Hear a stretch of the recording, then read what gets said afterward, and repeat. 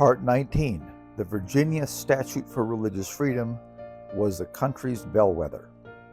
In 1776, Virginia drafted their new Constitution and Declaration of Rights. This was not a Christian or a religious document, though it was drafted by Christians.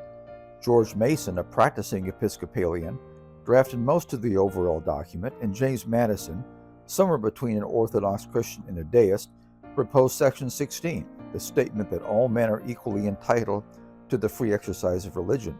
Madison's phrasing is in the final version, ratified in 1776. But note, when we first look at it, like all the other states, the state's authority does not derive from God or the Bible, but from the people. Virginia declared that people have inherent rights, but nowhere did Virginia claim they come from God or the Bible. They are simply part of being human. And Virginia reinforced that fact by declaring that all power is derived from the people, and again, not from the Bible and not from religion. And then in Section 16, first, before discussing life and liberty, Virginia went on to declare an individual personal right to everybody having their own religion or none. But that was not the end. Virginia had, and supported with tax dollars, the Anglican Church. So Madison also proposed that the state disestablish religion completely. But that, at the time, was a step too far, and the Virginia Convention rejected it.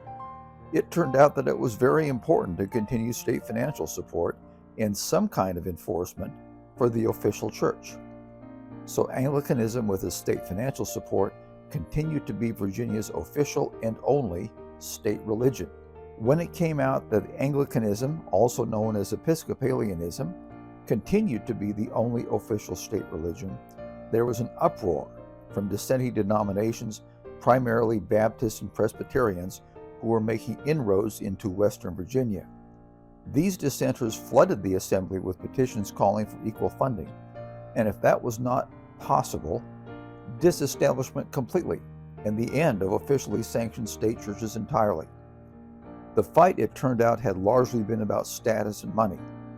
If religions didn't get paid by the state, nobody should get paid. The uproar was too much, and the assembly had to respond. It first compromised by suspending the taxes for support of the church, which didn't fool anyone. And by 1779, it gave up and repealed them entirely. But Anglicanism was still the official state religion, and still advantaged, but not supported by state tax dollars. That quieted things down, but just for a while. Time passed, and in the years after the Revolution, the mood of the state and the country continued to shift away from having official religions. This was not a unanimous thing, though. Just like today, a lot of people supported using the power of the state to support and enforce official Christianity. In 1779, Christian believers became concerned that formal freedom of religion under the Declaration of Rights was eroding people's faith. Now that may sound familiar. We see the same dynamic today. And this was not without reason. Fewer and fewer people were showing up in church. In 1784, Johann Schurpf, a German physician, noted the distinct lack of religious zeal. One small church was enough for all the pious souls of Richmond. They introduced an act concerning religion based on Article 33 of the South Carolina Constitution, declaring that the, quote, Christian religion shall in all times coming be deemed and held to be the established religion of this Commonwealth, close quote. That bill failed to pass. Another proposal, Bill number 83, tried to backdoor financial support for ministers. Since the population obviously did not want to pay for them, it would have transferred legal title to the assets of all Anglican parishes, from the vestry to representatives and members of the parish. But that failed as well. 5 years later, in 1784, state financial support came up again. Anglican, now Episcopalian ministers were complaining they could not support themselves just on their parishioners' support. They had to have financial support from the state. After all, they argued, religion helped to maintain morality and good citizenship. Again, the utilitarian argument. Patrick Henry, yes, that give me liberty or give me death Patrick Henry, was a strong believer in state religious support.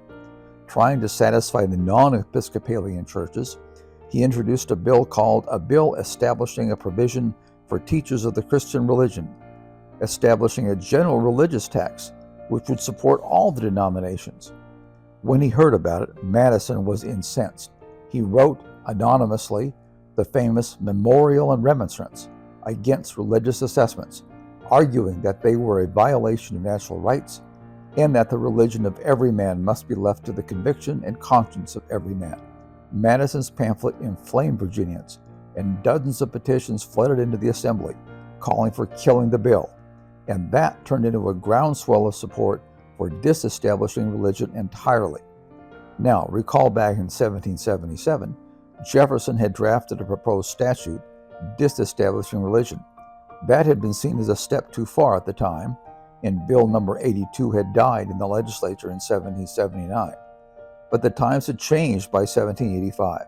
Madison brought Jefferson's statute to a vote and got it passed and signed into law in January 1786.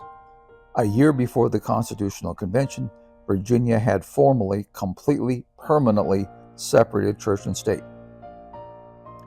And that combination of the Virginia Declaration of Rights in 1776 and the Statute for Religious Freedom in January 1786 was a forerunner of and model for our Federal Bill of Rights. The takeaway is this: the federal divorce between God and government was not a one-off. It was another step, although a huge one, in the continuing divorce of God and government. What it showed was that Americans were a religious people, but they were not willing to be ruled by religion.